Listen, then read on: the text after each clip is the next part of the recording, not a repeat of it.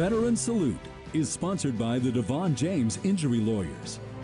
He grew up outside of Willsey, a small town 50 miles south of Manhattan. As Gwen Bevel and photojournalist Nick Kiefer show us, he ended up on Navy ships.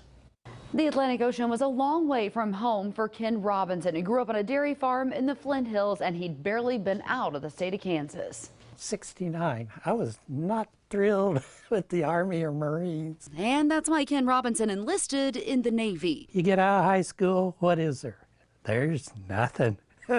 He went on to see many places across the country and beyond. They didn't give you an extra inch anywhere. 180 men were packed on this ship where Robinson was a radarman. Radar, sonar, radio communication, all kind of came into us. They tracked all that was going on and off the ship. Big gale going across, shut all the radar, radios, everything. No transmission. He says it was awfully quiet when they went through that gale on the way overseas. And it was about in here that we hit the hurricane. And that was on their way back to the States. The hurricane did one of those funny little loops, and it was going to go behind it. Instead, we hit it. Robinson showed us this photo and just how high the waves climbed. When they was hitting the radar up in the mast, that was up here. He saw all kinds of weather while serving. This is the USS Blakely, Destroyer Escort 1072. Robinson was on the commissioning crew of the USS Blakely and the Jesse Brown.